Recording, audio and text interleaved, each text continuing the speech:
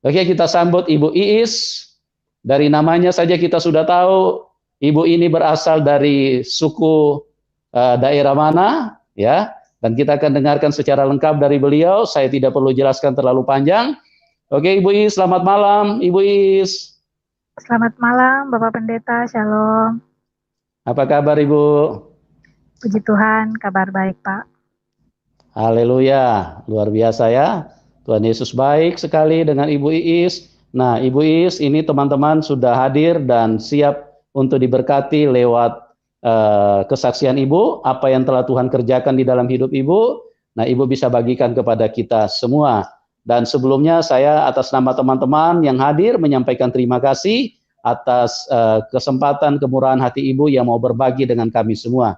Oke Ibu, waktu dan tempat saya serahkan kepada Ibu. Ceritakan secara lengkap latar belakang Ibu dari daerah mana, bagaimana Ibu dulu di dalam keagamaan, ya terus bagaimana sampai Ibu bisa meninggalkan agamanya dan percaya kepada Tuhan Yesus. Oke, silakan Ibu Iis. Baik, selamat malam, shalom, saudara-saudariku semua dimanapun Anda berada. Sebelumnya, saya mengucapkan banyak terima kasih kepada Bapak Pendeta Manubulu yang sudah memberikan kesempatan kepada saya untuk bersaksi di channelnya Bapak Pendeta Manubulu. Baik, perkenalkan nama saya Iis Rahmawati. Saya berasal dari Jawa Barat. Ibu saya berasal dari Kota Garut dan ayah saya, bapak saya berasal dari Tasikmalaya. Saya anak ke-6 dari 6 bersaudara dan latar belakang kehidupan kami adalah Islam. Kemudian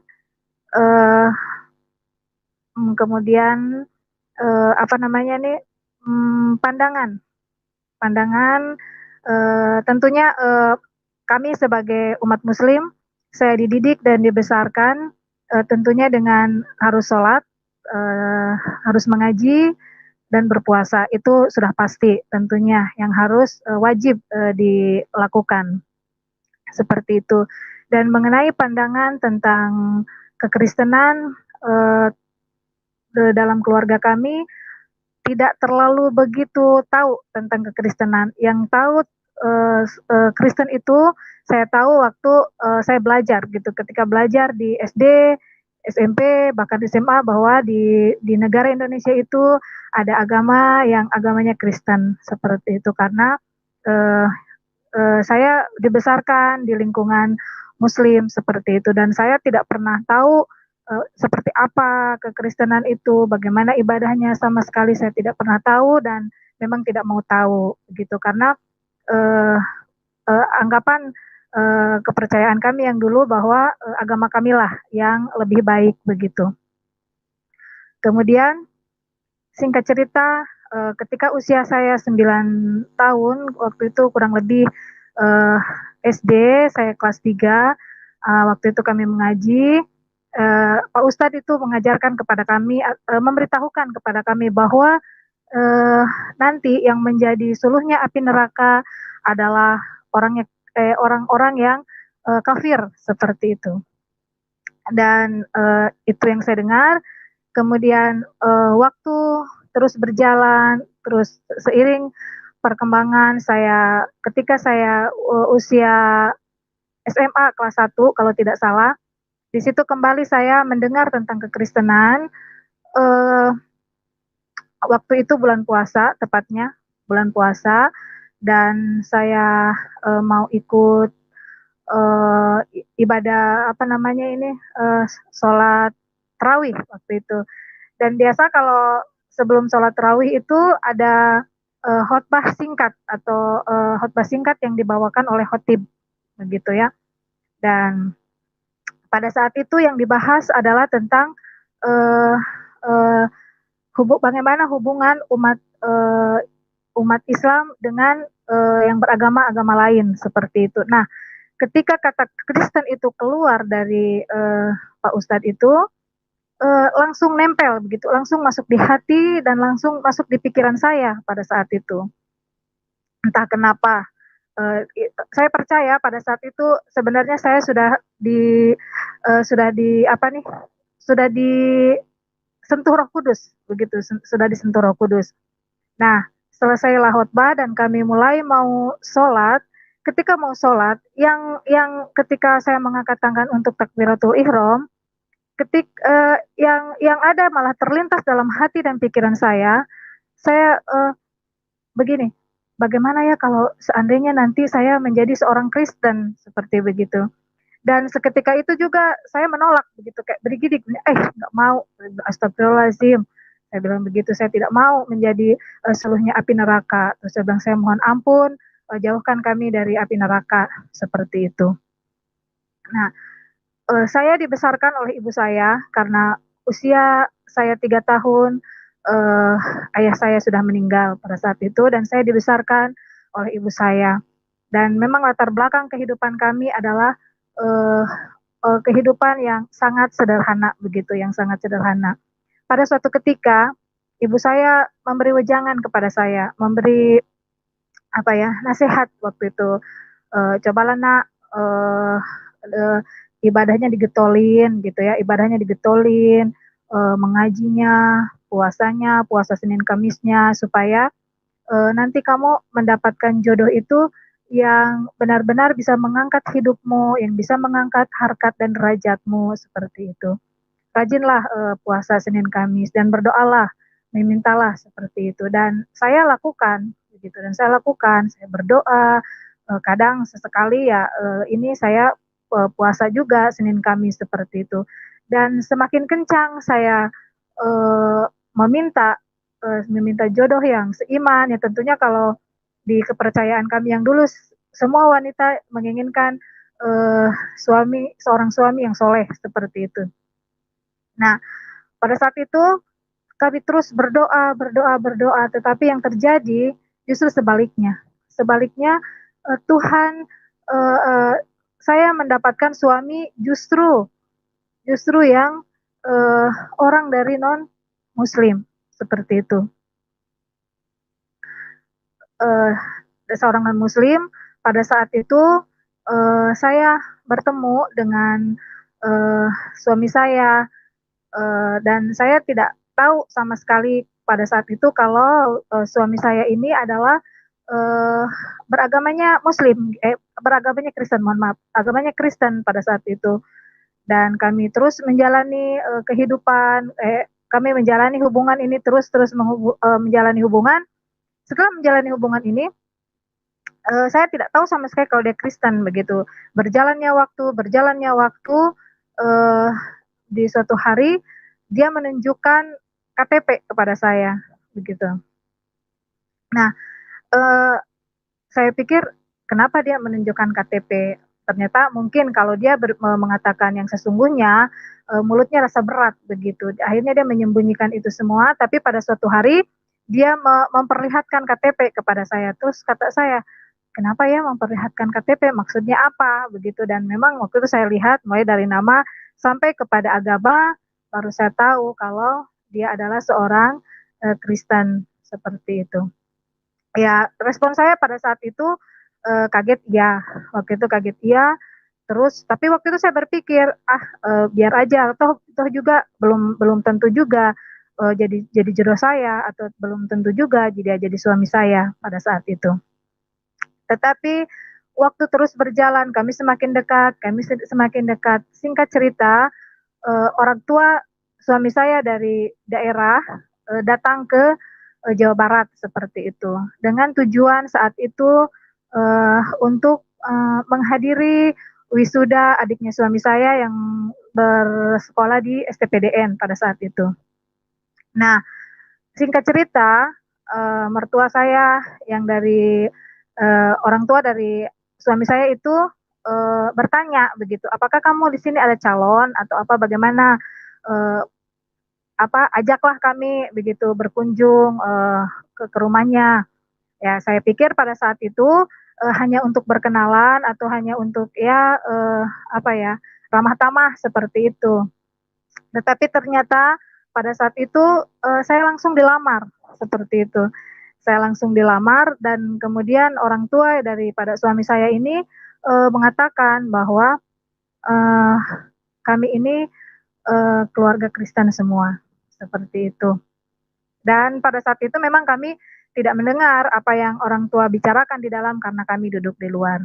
Singkat cerita, orang tua suami saya ini pulang dan waktu itu mama saya menarik saya uh, uh, bercerita kepada dia agak sedikit kesal begitu, sedikit apa ya, sedikit marah begitu karena dia tahu bahwa teman dekat saya ini yang jadi suami saya ini sekarang agamanya adalah Kristen begitu. Beliau mengatakan, kenapa kamu tidak bilang kalau teman kamu ini beragama Kristen begitu. Sekarang bagaimana mereka sudah melamar, terus apa yang harus kita perbuat? Tidak pernah kepikiran sama saya kalau saya mempunyai menantu yang seorang Kristen begitu. Kamu tahu, ketika saya mendengar mereka keluarga Kristen, katanya begitu, saya ini kayak kesambar petir, seperti itu ya, ibu saya.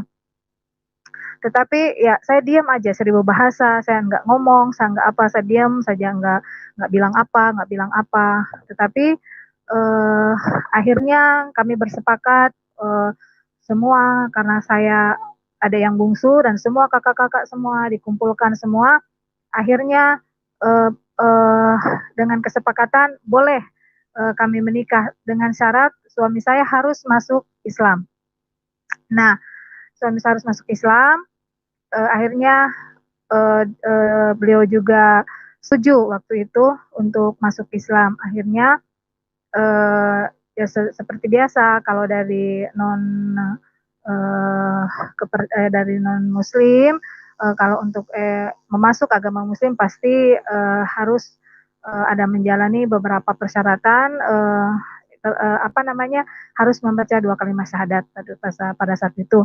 Dan suami saya mengatakan kepada saya waktu sekarang maksudnya, dia bilang dulu waktu saya mengatakan 2 kalimat syahadat itu sebenarnya hati saya tidak menerima, hati saya mohon ampun kepada Tuhan. Saya melakukan ini hanya di mulut saja, tidak di hati saya. Di hati saya tetap Yesus. Uh, dia itulah cerita yang dia ceritakan kepada saya. Singkat cerita kami menikah dan setelah menikah apa suami saya ini tidak menunjukkan maksudnya tidak menunjukkan kalau dia ini masuk Islam begitu. Artinya kayak tidak ada apa ya, kayak tidak hidayah seperti itu. Dan saya pikir biar aja mungkin nanti pelan-pelan begitu. Tetapi tidak pernah juga dia menanya gitu, gimana Islam itu bagaimana, seperti apa begitu. Dia tidak pernah nanya juga. Tapi itu lagi apa namanya? Lagi-lagi pikiran saya itu mungkin nanti pelan-pelan nanti begitu ya. Tetapi ya itu kami menjalani uh, seperti biasa begitu. Kalau saya ya tetap saya sholat waktu itu ya, tetap sholat, tetapi suami saya enggak gitu. Terus temannya juga uh, pernah mengajak ayo kita Jumatan gitu. Dia bilang enggak, nanti aja, dia bilang begitu. Nah, waktu berjalan terus berjalan, akhirnya kami bersepakat, setelah menikah itu suami saya memutuskan untuk kembali ke daerahnya pada saat itu, kembali ke daerahnya dan singkat cerita kami ke daerah suami saya, saya lihat di situ lebih-lebih keanehan saya rasakan pada saat itu. Keanehan yang saya rasakan benar-benar begitu. Dia memang tidak pernah dalam hati saya begitu. Dia memang benar-benar ya, dia benar tidak mau masuk Islam benar-benar begitu, seperti itu. Dan karena memang saya lihat begitu, setelah kami pulang ke daerah yang suami saya ini, dia ke gereja seperti itu, ya ke gereja. Ya sudah, mau bagaimana lagi begitu. Akhirnya saya juga selama mulai dari ke Papua itu apa namanya sudah mulai tidak melakukan apa seperti sholat, apa saya sudah tinggalkan itu semua begitu. Tetapi di sela-sela di sela-sela waktu yang ada, dia selalu bercerita kepada saya, bukan bercerita, memperkenalkan Tuhannya kepada saya. Saat itu dia bilang, "Kamu tahu nggak, Tuhannya orang Kristen itu, Tuhannya hidup," begitu, terus, ajaib, terus mengasihi, seperti itu. Pokoknya dia, memperkenalkan, Tuhannya kepada saya. Tetapi saya ini keras hati. Keras hatinya saya bilang sama dia, "Kenapa kamu, bahas-bahas Tuhan kamu kepada saya?" Begitu. "Saya juga punya Tuhan ada." Seperti itu. Nah, kadang hal-hal kecil itu selalu menjadi, apa ya, selalu menjadi bukan perdebatan tetapi, apa ya, jadi kayak saya kekeh di saya begitu, terus suami saya juga artinya tidak memaksa, cuma dia juga tetap, memperkenalkan Tuhannya kepada saya, dan itu benar-benar baru saya merasakan bagaimana, kita hidup dalam, satu kapal, 2 nahkoda, seperti itu. Nah, kemudian, waktu berjalan saya, sekitar setahun lebih saya, pernikahan kami, saya baru sadar begitu, kenapa pernikahan kami sudah 1 tahun sedangkan, teman-teman saya yang, nikah begitu beda sebulan, dengan saya beda waktu, mereka sudah, punya keturunan pada saat itu.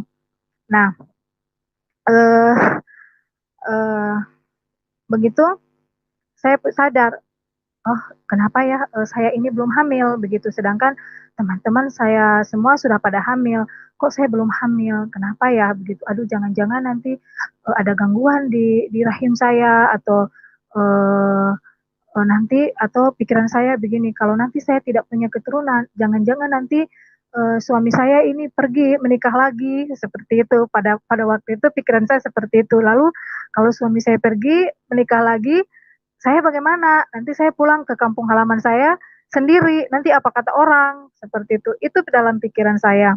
Nah, eee, terus saya teringat gitu kepada perkataan suami saya, katanya, Tuhannya orang Kristen itu Tuhan yang hidup loh.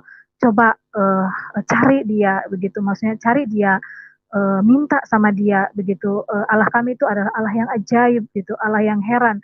Jadi coba tanya dia, cari dia, terus minta sama dia begitu. Itu waktu itu saya tetap masih mengeraskan hati. Saya bilang, eee, "Nggak perlu saya minta sama Tuhan kamu," gitu. "Nanti saya minta gitu sama, waktu itu kepercayaan saya, nanti saya juga minta." Tapi waktu terus berjalan, waktu tidak terus berjalan dan saya tidak kunjung hamil jua. Ah, pada satu ketika, saat itu hari Minggu, rumah itu sepi karena semua pergi ke gereja, eee, dan hanya saya sendiri waktu itu di rumah. Saya sendiri di kamar dan di kamar saya itu, ada gambar, Tuhan Yesus yang lagi mengetuk pintu. Nah, ada Tuhan Yesus yang lagi mengetuk pintu. Terus saya teringat, perkataan suami saya kalau dia, apa, lagi bercerita begitu, "Coba cari, minta, coba," gitu. "Minta aja, nanti pasti dia dengar, dia jumpai kamu," waktu itu pada saat itu sama saya. Nah, saya teringat, terus saya bilang, "Ah, saya berdoa berdoa terus dengan keyakinan saya yang dulu, kok saya nggak hamil-hamil, saya coba ah," begitu. Waktu itu dalam, eee eee, apa nih, hati saya begitu, "Saya coba ah, saya minta sama Tuhannya orang Kristen, katanya kan dia hidup," begitu. Nah, mulai dari situ saya berdiri, saya pandangi itu, gambar itu dan saya itu, tidak membilang Tuhan, saya tidak membilang Yesus juga, dan saya pada saat itu sangat-sangat tidak sopan, saya berdiri dan saya tunjuk itu gambar, saya tunjuk dengan jari begini, saya bilang, "Kalau kau benar Tuhannya orang Kristen yang hidup, kamu tunjukkan kepada saya, begitu, kamu buktikan kepada saya, kasih saya hamil." Pada saat itu seperti itu. Baru saya bilang, baru saya akan menginjak gereja pada saat itu.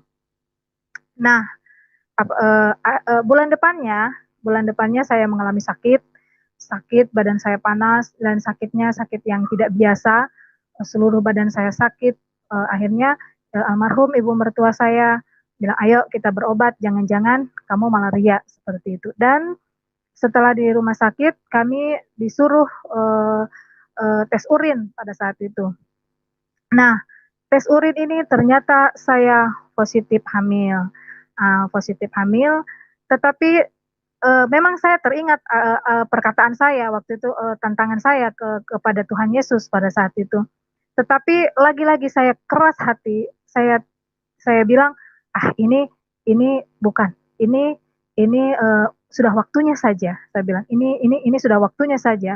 Ya, itu kebetulan saja seperti itu. Ini mungkin sudah saatnya memang saya harus mengandung pada saat itu. Dan memang saya waktu itu belum percaya, belum tidak percaya. Padahal saya sudah mengandung pada saat itu. Kemudian waktu berjalan, terus berjalan, uh, sampai saya melahirkan. Saya melahirkan, terus anak saya lihat perkembangan anak saya sebulan, 2 bulan, 3 bulan, 4 bulan, sampai anak ini mau menginjak 1 tahun. Di situ saya berbicara dengan diri sendiri, saya mengalami pergulatan dengan diri sendiri begitu. Saya berpikir begini, anak saya pandangi gitu anak ini, ketika dia tidur saya pandangi, oh kasihan ini anak ya, bapaknya Kristen terus mamanya Islam seperti itu. Bagaimana nanti anak ini mau dibawa kemana waktu itu? Saya berpikir begitu. Akhirnya setelah saya berpikir, bergumul dengan hal itu, saya memutuskan, baiklah kalau begitu saya yang mengalah, saya yang akan ikut suami saya akan masuk Kristen. Tetapi maksud saya masuk Kristen itu supaya nanti bapaknya Kristen, mamanya juga Kristen. Itu waktu itu pikiran saya pada saat itu. Nah, eh, akhirnya saya bilang sama mertua saya, Bapak, saya mau dibaptis waktu itu. Mertua saya dan menyambut dengan sukacita, benar, gitu, benar, ya Pak, gitu. Akhirnya saya dibaptis, terus kami diteguhkan dalam nikah kudus, dan anak saya juga waktu itu umur 1 tahun 2 bulan kalau nggak salah, anak saya juga yang itu dibaptis. Nah, eh, perjalanan kekristenan saya setelah saya dibaptis, itu saya mengalami kekosongan. Artinya kekosongan itu saya ikut Kristen tidak begitu, terus Islam juga tidak, karena memang saya mulai dari ke daerah uh, suami saya ini, saya memang sudah tidak pernah baik itu sholat, puasa juga nggak pernah begitu. Di situ saya mengalami kekosongan seakan-akan saya hidup ini tidak memerlukan Tuhan seperti itu. Karena mungkin pada saat itu kami masih sehat, kami masih muda, seperti itu. Seakan-akan kami hidup tidak memerlukan Tuhan. Dan itu terus berjalan. Saya ke gereja iya, ikut suami saya iya, saya ke gereja, ikut persekutuan iya, begitu. Tetapi saya ke gereja itu benar-benar bukan mencari Tuhan, tetapi saya hanya melakukan itu kegiatan agamawi seperti itu, rutinitas. Dan saya benar-benar tidak mengalami Tuhan pada saat itu. Saya ikut begitu saja, hampa. Saya pergi, tetapi itu lagi-lagi saya tidak merasakan hadirat Tuhan seperti itu. Nah, singkat cerita, tahun 2004, 2003 atau 2004 pada waktu itu, saya diketahui sama keluarga saya kalau saya sudah pindah keyakinan pada saat itu. Itu ceritanya anak saya kan ini saya sudah dikasih masuk ke sekolah minggu. Nah, sudah dikasih masuk sekolah minggu. Nah, 2003 atau 2004 kami pulang ke kami pulang ke kampung halaman saya untuk menjenguk orang tua pada saat itu. Anak saya ini kan senang naik kereta, jadi kalau pulang kami turun lewat Surabaya, dari Surabaya naik kereta begitu, dan anak saya itu menyanyi di stasiun itu, nyanyinya di dalam kereta ini, sementara kereta lagi berjalan dia teriak-teriak menyanyi, aduh senangnya naik kereta, kereta besar buatan Tuhan, supirnya Yesus, jalannya lurus menuju ke surga. dan semua penumpang yang ada di dalam kereta itu menoleh ke kami dan waktu itu banyak ya yang ibu-ibu haji begitu menoleh dan kayak gimana begitu. Rasa perasaan saya bilang diam, kamu di sini nggak boleh nyanyi begitu. Namanya anak kecil, saya nggak bisa tahan begitu. Dia tambah menyanyi lagi di bait kedua lagi yang menakutkan. Dia bilang, aduh celaka, naik kereta, kereta kecil, buatan iblis, supirnya ngantuk, jalannya mundur-mundur. Dia bilang menuju ke neraka. Ih, mereka tambah tambah sinis lagi lihat kami dan wah itu uh, saya rasa lucu, rasa gelit, tapi ya sudah namanya anak kecil begitu. Tibalah kami di kampung halaman. Di kampung halaman ini dah begitu lagi. Anak saya ini menyanyi di depan anak-anaknya saudara-saudara saya begitu di situ dia teriak-teriak lagi menyanyi dia bilang haleluya Tuhan maha kuasa dan terus itu akhirnya ketahuan lah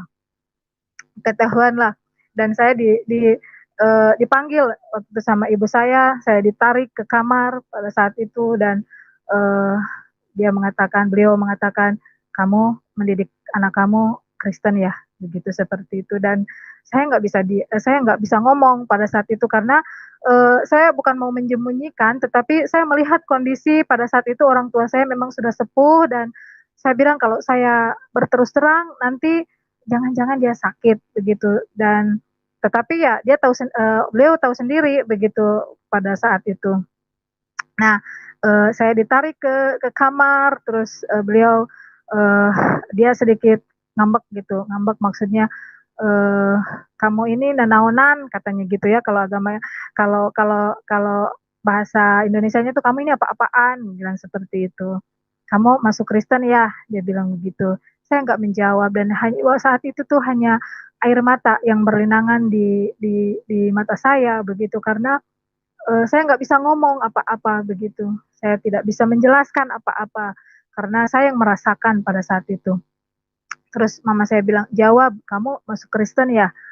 Terus saya bilang, iya, saya masuk Kristen karena saya lihat anak saya. Nanti bagaimana kalau uh, orang tuanya berlainan keyakinan pada saat itu saya bilang begitu sama mama saya. Dan mama saya itu uh, puji Tuhan dia mengerti begitu. Artinya dia bilang sama saya, ya ini masalahnya kamu pindah agama uh, masalah Tuhan gitu tidak bisa dimain-main. Dia bilang kalau kamu memang pindah ke sebelang uh, jalanilah itu dengan sungguh-sungguh begitu.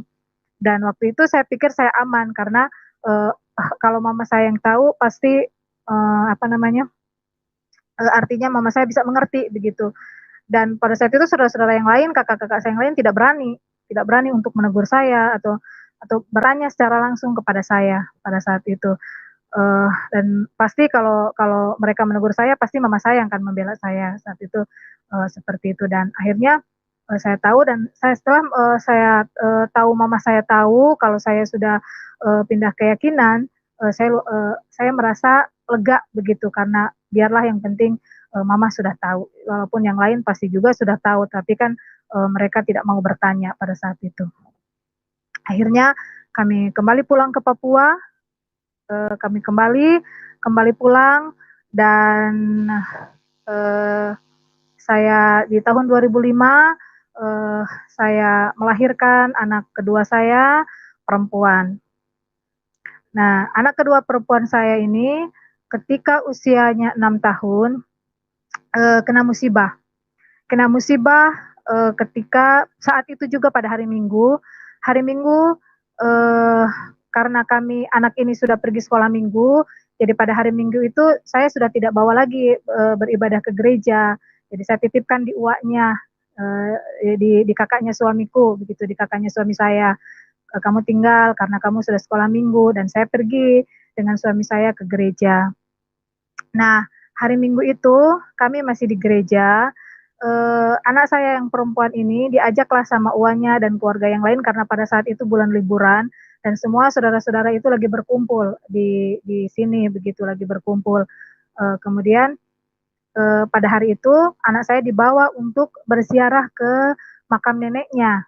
Nah, berziarah ke makam neneknya dan di perjalanan katanya sudah masuk di area pekuburan, itu ada sebuah pohon randu gitu ya, sebuah pohon kapuk, yang sudah mati, yang sudah kering, tetapi dahannya mungkin masih begitu, dan dia menimpa, dia roboh menimpa kepala anak saya yang perempuan ini. Dan saya waktu itu ditelepon, cepat pulang, anaknya katanya pingsan, ketiban kayu begitu. Telepon yang sampai itu seperti itu. Akhirnya kami buru-buru pulang. Eh, Setibanya di rumah, benar saja, saya melihat anak saya ini sudah di dalam keadaan yang lemas, begitu keadaan yang lemas, dan saya lihat bibirnya sudah membiru, kelopak matanya yang di bagian bawah juga sudah membiru, dan saya lihat eh, kepala di bagian sebelah kanannya itu benjol gitu, benjol kayak kayak bengkak begitu. Dan akhirnya saya gendong, tapi dia muntah. Akhirnya kami bersepakat, ayo kita bawa lari ke rumah sakit. Sampai di rumah sakit, anak ini tidak merespon apa-apa.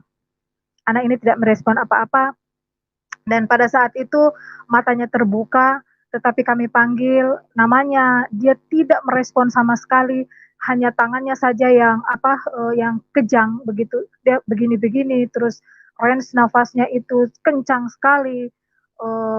Saya pada saat itu melihat itu, sungguh saya tidak tega melihat anak saya waktu itu seperti itu, dan saya uh, sedikit marah gitu, sedikit kecewa melihat anak saya itu, tidak tahu emosi saya mau diluapkan kemana pada saat itu. Saya tambah lagi pada itu semuanya itu sudah menangis gitu, tante-tantenya sudah menangis, opanya sudah menangis, bapaknya sudah menangis, kakaknya sudah menangis, kami semua sudah menangis karena melihat kondisi anak-anak saya yang sekecil itu begitu sudah seperti itu. Akhirnya tidak lama kemudian dokter datang. Dokter mengatakan kepada kami, Bapak dan Ibu berdoa saja. Anak ini sudah tidak merespon. Dia bilang begitu. Anak ini sudah tidak merespon. Uh, di senter matanya tidak bergerak sama sekali. Dia bilang anak ini sudah tidak merespon. Saya tahu perkataan dokter bilang sudah tidak merespon itu secara halus menyampaikan kepada saya pada saat itu bahwa anak ini artinya tidak ada harapan. Nah, tidak lama kemudian saya dikunjungi oleh hamba Tuhan, dan hamba Tuhan itu menyampaikan kepada kami, kamu jangan saling menyalahkan, mari kita berdoa. Dan ketika saya berdoa, saya teriak dalam hati saya kepada Tuhan, saya bilang, Tuhan lihat, saya bilang, dokter angkat tangan Tuhan, saya percaya Tuhan, Engkau yang akan turun tangan, Engkau yang akan bertindak Tuhan. Saya bilang seperti itu, saya percaya Tuhan. Kuasa Tuhan di 2000 tahun yang lalu. Orang sakit disembuhkan, buta melihat, tuli mendengar, bisu berkata-kata, lumpuh berjalan. Saya percaya Tuhan, kuasa Tuhan itu sama. Kuasa Tuhan tidak dahulu dan sekarang itu sama. Saya percaya Tuhan, kuasa Tuhan itu masih berlaku untuk saya pada saat ini. Seperti itu. Saya berdoa dan saya terus berdoa. Terus saya memuji Tuhan pada saat itu. Saya mengundang terus Tuhan. Setelah berdoa selesai dan roh saya, dalam hati saya mengatakan anak ini tidur, seperti anak ini tidur, dan itu membuat saya menjadi terbakar begitu, ada harapan bahwa anak ini benar tidur. Padahal memang sudah 2 jam dia mengalami masa kritis, tidak merespon apa-apa. Bahkan dokter mengatakan anak ini sudah tidak merespon begitu. Dan selesai kami berdoa, tidak sampai 3 atau 5 menit, tidak sampai, dan setelah selesai amin gitu, kita amin, anak ini sadar, dia memanggil saya dan mama, katanya begitu. Saya lompat kegirangan dari tempat duduk saya, dan saya yang memang meragukan kuasa Tuhan, seperti itu, saya yang tidak percaya Tuhan. Ketika melihat itu, saya mengaku dengan lidah saya mengaku bahwa terima kasih Tuhan, haleluya, Pada saat itu saya bilang begitu, Tuhan Engkau benar hidup Tuhan, Engkau benar ada, Engkau ada bersama-sama dengan kami saat ini, Engkau adalah dokter yang tidak kelihatan yang bertindak untuk anak ini Tuhan. Saya percaya Tuhan bahwa Engkau adalah Allah yang hidup, Allah yang menyembuhkan anak saya pada saat itu. Akhirnya dan saya sudah melihat perkembangan bibirnya yang tadi membiru sudah merah kembali, terus matanya juga yang saya lihat lebam biru sudah mulai berangsur baik, dan alat yang dipasang di jarinya itu untuk detak jantungnya dilepas, dan kami didorong ke ruangan. Puji Tuhan kami dirawat, pada saat itu anak saya dirawat cuma 3 hari karena setiap hari dia memperlihatkan perkembangan yang baik begitu. Akhirnya dokter mempersilahkan kami pulang, 3 hari saja kami dirawat. Ya, 1 bulan dari kejadian seperti itu, saya berdiskusi begitu dengan suami saya.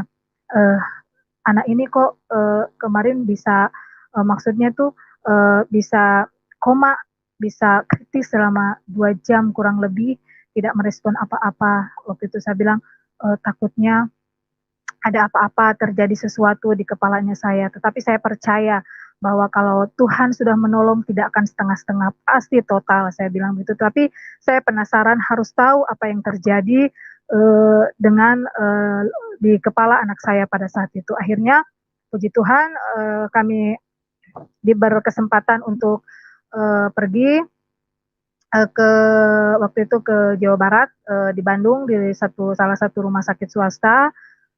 Kami memeriksakan, check up begitu, check up kepala anak saya pada saat itu.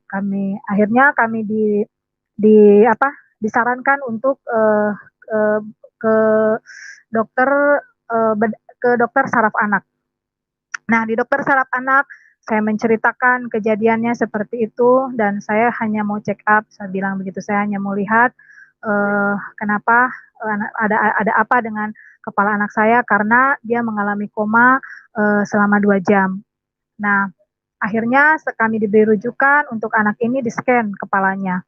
Nah, di-scan kepalanya, akhirnya singkat cerita hasil scan itu sudah keluar, dan saya bawa kembali ke dokter saraf anak itu, dan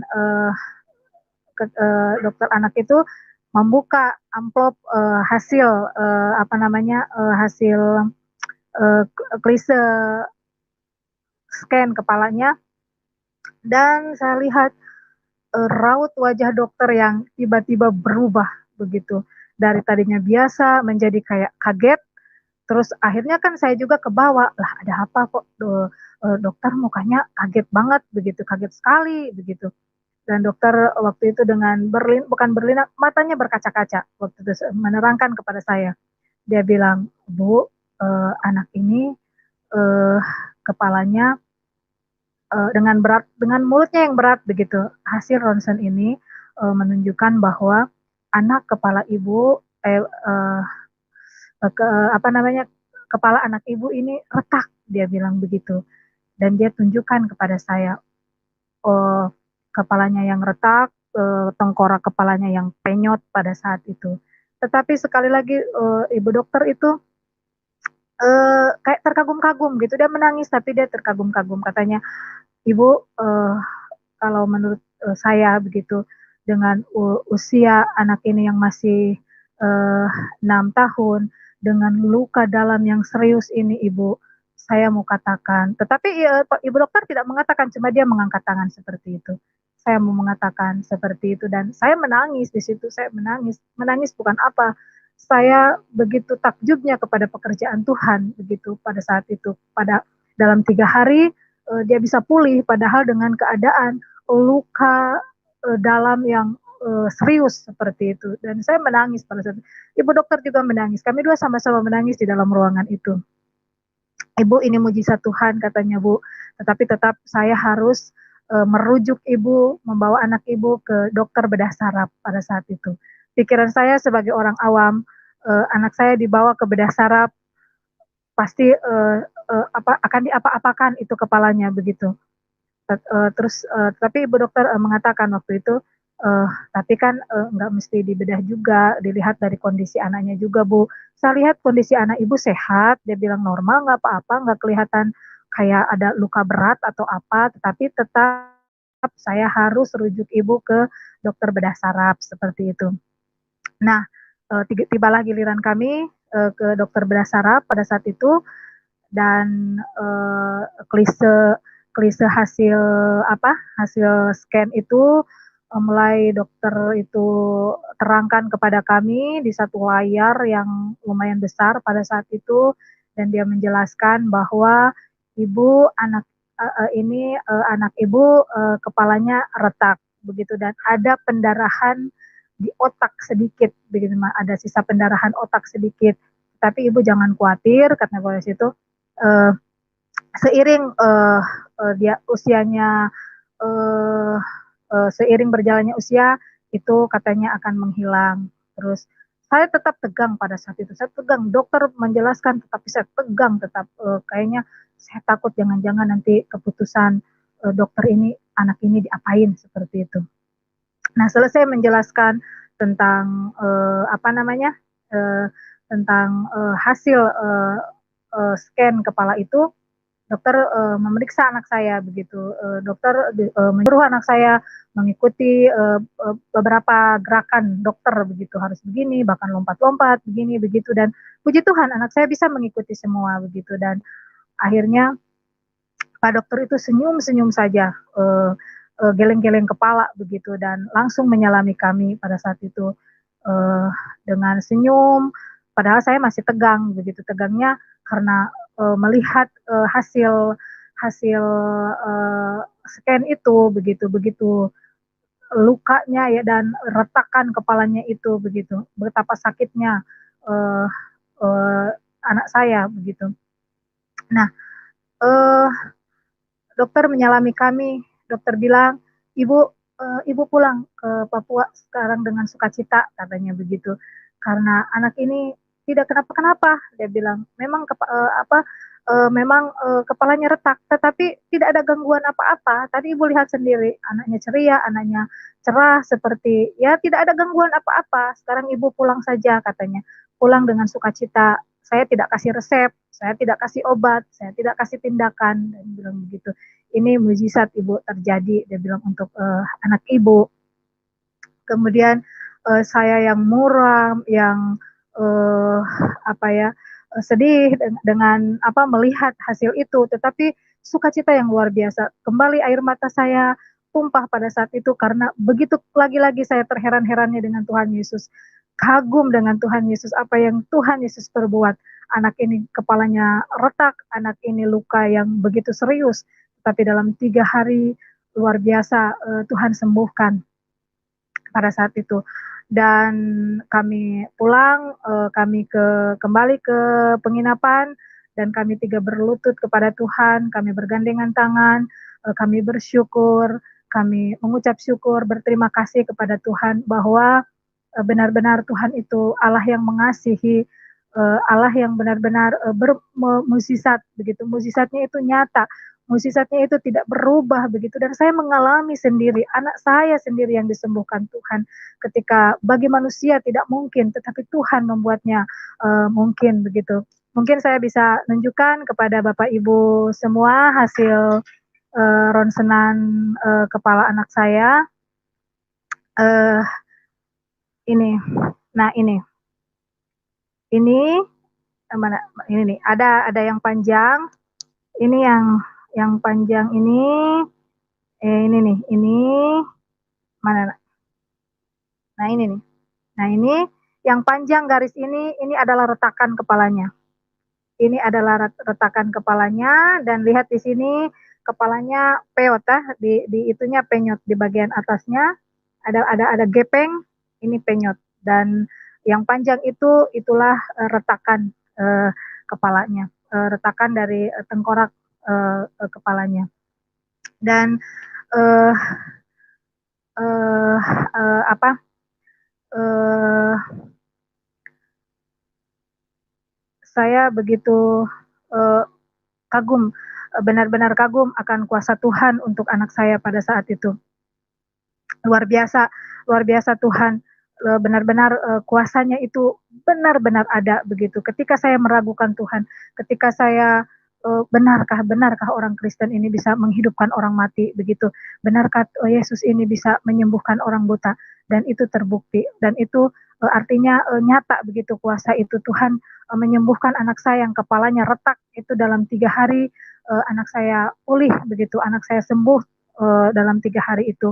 Dan saya percaya ketika Tuhan sanggup menolong kami, sanggup menolong anak saya juga percaya Tuhan sanggup menolong Bapak Ibu yang sedang di dalam pergumulan apapun, karena Tuhan Yesus adalah Tuhan yang berkuasa, Tuhan yang sama dahulu, sekarang dan selama-lamanya. Jangan pernah meragukan Tuhan, jangan pernah meragukan kuasa Tuhan.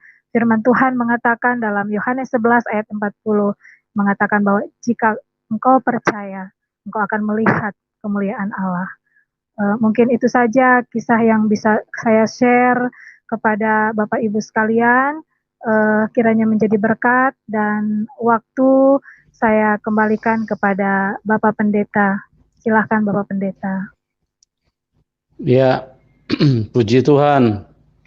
Haleluya, luar biasa, sebuah karya Tuhan Yesus yang begitu sempurna kepada seorang yang tadinya tidak percaya kepada Tuhan Yesus, dan dengan kesabaran, dengan kuasanya yang sempurna, Tuhan Yesus buktikan bahwa Dia adalah Tuhan yang benar, ya.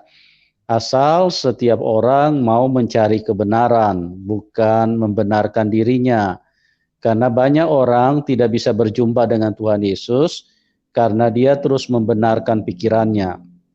Jadi apa yang dia pahami dengan pikirannya itulah yang dia yakini sebagai Tuhannya, ya.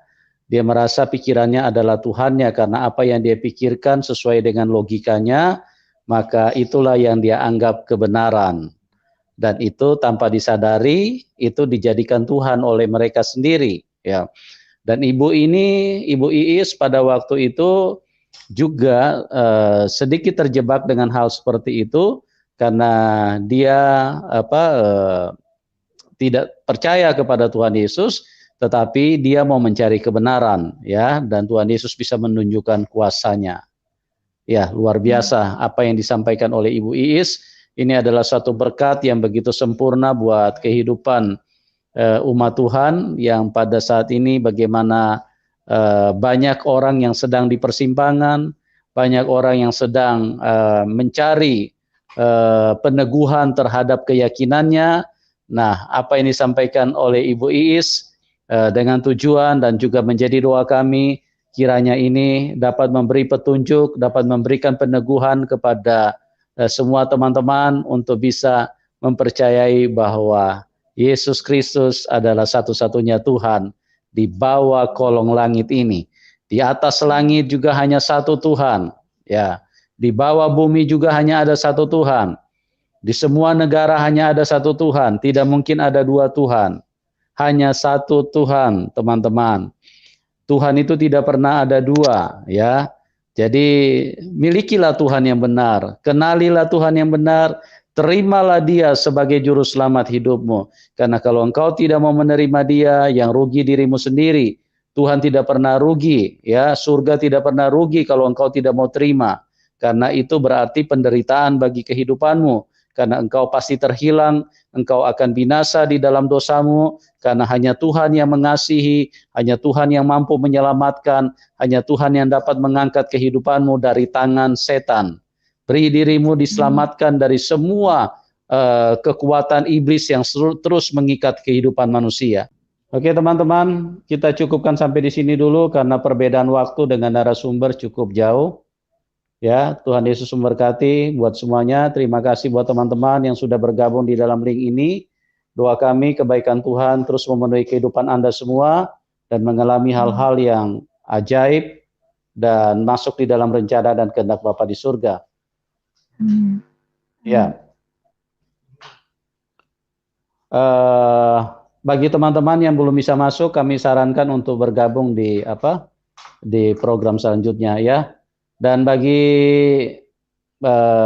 Bapak Ibu yang diberkati dengan kesaksian ini, silakan Anda bisa mendukung atau memberkati ya. Nomor rekeningnya kami sudah taruh di bawah layar deskripsi. Doa kami buat semuanya diberkati Tuhan, dan sekali lagi terima kasih juga buat Ibu Is yang sudah menjadi berkat buat kami semua pada malam hari ini. Doa kami buat Ibu dan terus menjadi setia di dalam melayani Tuhan. Oke? Ya Pak, terima kasih ya Pak. Tuhan Yesus memberkati kita semua dan salam kemenangan buat kita semua. Amin.